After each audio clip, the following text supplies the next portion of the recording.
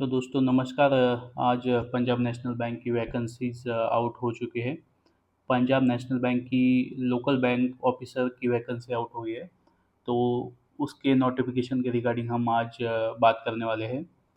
तो यहाँ पर हम देख सकते हैं opening date of online registration, मतलब फॉर्म आप 20 जुलाई 2026 से फिलअप कर सकते हैं।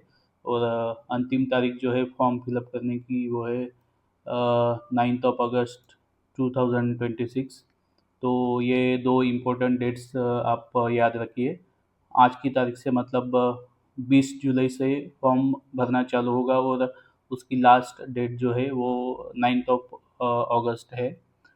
यहाँ पर हम देख सकते हैं जो वैकेंसीज आउट हुई है पंजाब नेशनल बैंक की, तो उसमें लोकल बैंक ऑफिसर ये पोस्ट के लिए वैकेंसीज आउट हुई है। यहाँ पर ग्रेड क्या होने वाला है, तो JMGS 1 स्केल 1, मतलब वही जो पीओ का होता है। और वही पोस्ट जो स्टेट बैंक ऑफ इंडिया में सीबीओ का होता है, या फिर वही पोस्ट है जो हर बैंक ELBO की वैकेंसीज निकालती है, उनका जो पोस्ट होता है, जो स्केल होता है, वही स्केल यहाँ पे PNB दे रही है। नंबर ऑफ वैकेंसीज की बात करें तो 545 वैकेंसीज आई है। ये as compare to other banks अच्छा नंबर है। और स्केल पे जो है वो वही रहने वाला है जो अमूमन नेशनलाइज बैंकों का रहता है। यहाँ पर आप देख सकते हैं। और यहाँ पर एक इम्पॉर्टेंट बात ये है कि ये जो वैकेंसीज है वो सर्कल वाइज आई है। यहाँ पर आप देख सकते हैं, आंध्र प्रदेश में टोटल वैकेंसीज है 4, गुजरात में वैकेंसीज है 77, कर्नाटका में है 78, महाराष्ट्र में टोटल वैकेंसीज है 67, तेलंगाना में यहाँ पे टोटल वैकेंसीज है जो 41, तमिलनाडु में 51। और इस तरीके से आप देख सकते हैं कि हर एक स्टेट के लिए ये वैकेंसीज यहाँ पर आउट हुई है। और यहाँ पर ध्यान देने वाली बात यह है कि मैंडेटरी लैंग्वेज प्रोफिशिएंसी, मतलब आप जिस स्टेट से फिलअप फॉर्म फिलअप करोगे, वो स्टेट की जो लोकल लैंग्वेज है वो आपको आना ज़रूरी है। अगर आपने स्कूलिंग में या फिर आपके ग्रेजुएशन में आपके मार्कशीट में वो स्टेट का लोकल सब्जेक्ट अगर आपने पढ़ा है, तो आपको ELPT टेस्ट मैंडेटरी नहीं है।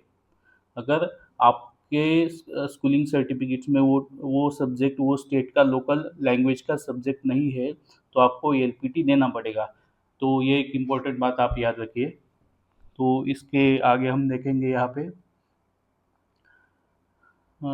इसमें कुछ नहीं है। तो ये एक इम्पोर्टेंट है एलिजिबिलिटी क्राइटेरिया।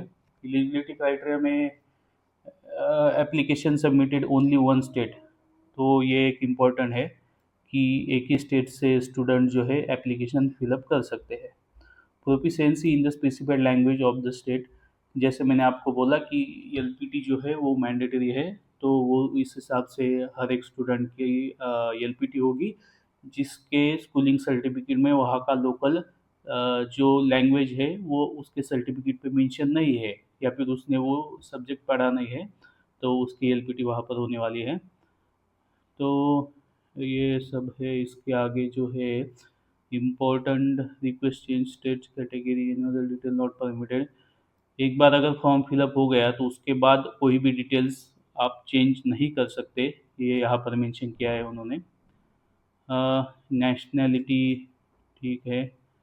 उसके बाद ये जो है age criteria and educational qualification, यहाँ पर हम देखते हैं एज क्राइटेरिया जो है मिनिमम 20 ईयर्स है और मैक्सिमम 30 ईयर्स है। कैंडिडेट शुड बी ग्रेजुएट, वही मिनिमम ग्रेजुएशन यहाँ पर चाहिए। मिनिमम परसेंटेज कितना चाहिए वहाँ पर यहाँ पर इन्होंने मेंशन किया नहीं है। तो आई थिंक यहाँ पर परसेंटेज का कोई क्राइटेरिया ना हो। आई थिंक लोकल लैंग्वेज, ये जैसा मैंने बोला, candidate must be proficient reading writing speaking in the specified local language of state which they are applying as mention in state, मतलब आप जिस भी स्टेट की लोकल लैंग्वेज से अप्लाई कर रहे हो, वहाँ की लोकल लैंग्वेज आपको आना ज़रूरी है। इसके बाद हम देखेंगे experience post mandatory education qualification. मतलब ये जो वैकेंसीज़ है ये फ्रेशर्स के लिए नहीं है दोस्तों, ये आप एक बात ध्यान से देखो, ये जो है एक्सपीरियंस के लिए वैकेंसीज़ है, एक्सपीरियंस के लिए। अभी किस तरीके से के एक्सपीरियंस कैंडिडेट यहाँ पर चाहिए, यहाँ पर हम देखते हैं candidate must possess a minimum of 1 year post qualification work experience in clerical oblique officer cadre। देखो दोस्तों, ये बहुत बहुत इम्पोर्टेंट बात है। इन क्लरिकल और ऑफिसर कैडरे, ये जो है बहुत ही इम्पोर्टेंट बात है।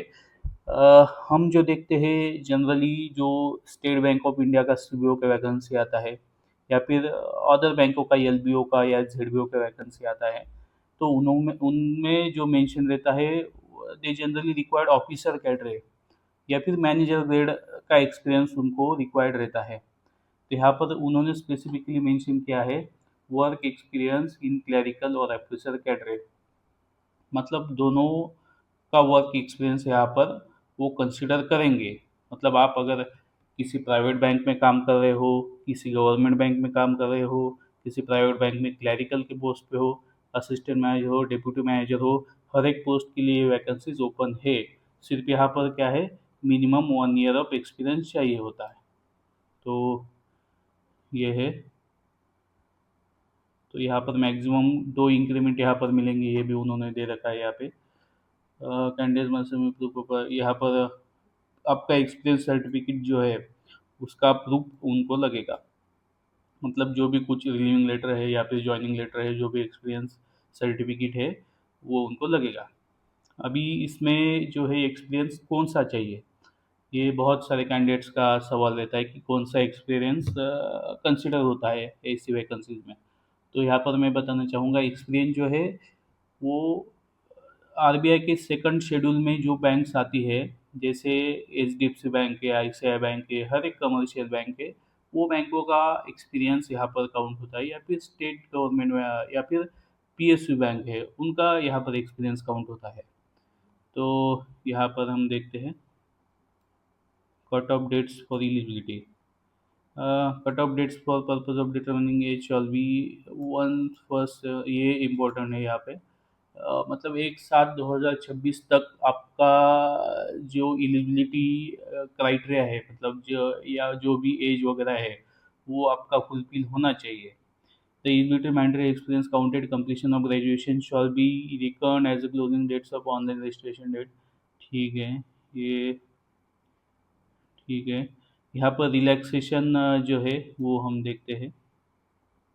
हर एक कैटेगरी के लिए पीएसयू बैंक का एक ये रहता है कि हर एक कैटेगरी वाइज वहाँ पर रिलैक्सेशन देती है बैंक। तो वो रिलैक्सेशन क्या है वो हम यहाँ पर देखेंगे। शेड्यूल कास्ट के लिए रिलैक्सेशन है 5 years. Other backwards non creamy layer के लिए रिलैक्सेशन है 3 इयर्स।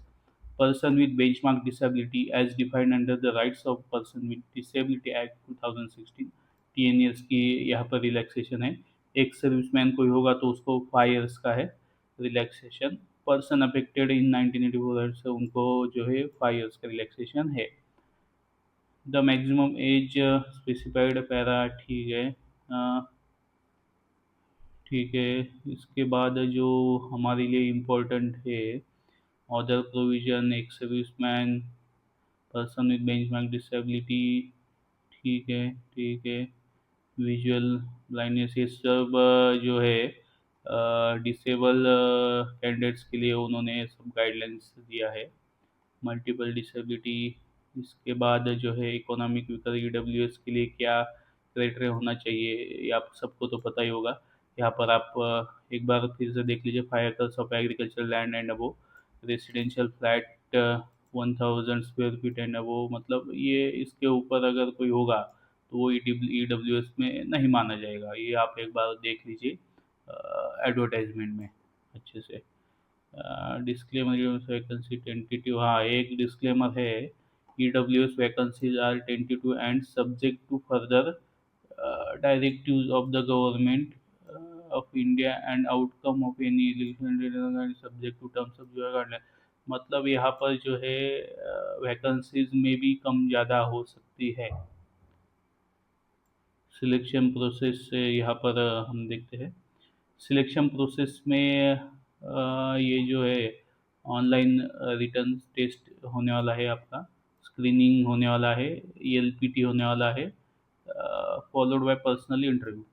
तो इसमें अगर हम देखेंगे अच्छे से, यहाँ पर आप अगर एलिजिबल स्टेट से अगर फॉर्म भरते हो और आपका डॉक्यूमेंटेशन में कोई गड़बड़ी नहीं है, तो आपको सिर्फ ऑनलाइन रिटर्न टेस्ट और पर्सनल इंटरव्यू, ये दो ही चीज़ों पर ध्यान देना है। क्योंकि स्क्रीनिंग में अब अगर आपका डॉक्यूमेंटेशन ओके है तो वो ओके हो जाएगा, मतलब ये जो काम है ये बैंक का काम है, इसमें आपको कुछ करना नहीं है। और ये एलपीटी अगर आप बाय डिफ़ॉल्ट वही स्टेट से फॉर्म भर रहे हो जहाँ का लोकल लैंग्वेज आपको मालूम है, तो वहाँ पर आपको इश्यू नहीं आएगा, एलपीटी भी आपका होगा नहीं, अगर आपके एजुकेशनल सर्टिफिकेट्स में वो सब्जेक्ट होगा तो। ऑनलाइन रिटर्न टेस्ट यहाँ पर होने वाला है। तो नेम ऑफ द डे, अब यहाँ पर ये देखो सिलेबस में क्या क्या होने वाला है। रीजनिंग एंड कंप्यूटर एप्टीट्यूड होगा, यहाँ पर नंबर ऑफ क्वेश्चन 25 क्वेश्चन रहेंगे, और 25 मार्क्स के लिए ये रहेगा, और इसके लिए टाइम ड्यूरेशन है 35 मिनट्स का। D and interruption, D and interpretation, ये जो है नंबर ऑफ क्वेश्चन जो होने वाले हैं 25, और मैक्सिमम मार्क्स जो है 25, और उसके लिए टाइम ड्यूरेशन होने वाला है 35 मार्क्स का, 35 मिनट्स का, सॉरी। इंग्लिश लैंग्वेज यहाँ पर होने वाली है, इंग्लिश लैंग्वेज के लिए नंबर ऑफ क्वेश्चन 25, मार्क्स जो है 25, और टाइम ड्यूरेशन जो है 25 मिनट्स। कॉन्ट जो होने वाला है number of question 25, maximum marks जो है वो 25 इसमें होने वाले हैं, और टाइम ड्यूरेशन इसको होने वाला है 35 मिनट्स का। जीए इकोनॉमिक अवेयरनेस, बैंकिंग अवेयरनेस, ये एक इम्पोर्टेंट, यहाँ पर इसको वेटेज ज़्यादा दिया गया है। नंबर ऑफ क्वेश्चन होने वाले हैं 50, और मैक्सिमम मार्क्स इसको है 50, और टाइम ड्यूरेशन है 50 मिनट्स का। तो उस हिसाब से आपको स्टडी यहाँ पर करना है। There will be negative marking for wrong answer, ये इम्पोर्टेंट है, जो कि ज़्यादातर S B I C B O में निगेटिव मार्किंग नहीं रहता, तो यहाँ पर निगेटिव मार्किंग है, और वो 1/4 ऐसा निगेटिव मार्किंग है। तो ये चीज़ आप ध्यान रखिए। Candidate will have to score minimum qualifying marks 40%, यहाँ पर 40% मार्क्स आपको लाने हैं अगर आप जनरल और ईडब्ल्यूएस कैटेगरी में हो। अगर आप रिजर्व्ड कैटेगरी में है तो आपको 35% मार्क्स लाने हैं ईच सेक्शन में। फिर इन्होंने एक लाइन दी है, the bank however reserve the right of revise minimum qualifying criteria at its sole description, मतलब ये जो क्राइटेरिया है ये रिवाइज भी हो सकता है। यहाँ पर स्क्रीनिंग का जो दिया है, यहाँ पर स्क्रीनिंग होने वाली है जो हमने बताया, डॉक्यूमेंट सबमिटेड और written test qualified candidate shall be scrutinized bank conducted language proficiency test if required, यही यहाँ पर डॉक्यूमेंटेशन होगा। यहाँ पर एलपीटी का दिया है, यही अगर आपके 10th और 12th में अगर वो सब्जेक्ट है, आपका एलपीटी नहीं होगा, यही जो मैं आपको पहले बताया। पर्सनल इंटरव्यू का यहाँ पर दिया है details, qualifying marks, final selection, combine, final selection जो है वो आपका कंबाइन बेसिस पे होगा, मतलब आपके रिटर्न के मार्क्स और आपके इंटरव्यू के मार्क्स, दोनों मार्क्स मिलाकर जो कुछ भी आएगा उसके ऊपर आपका मेरिट लगेगा फाइनल सिलेक्शन का। ये है आपका। फिर एग्ज़ाम सेंटर्स आप देख सकते हैं आपके स्टेट में कौन से एग्ज़ाम सेंटर है।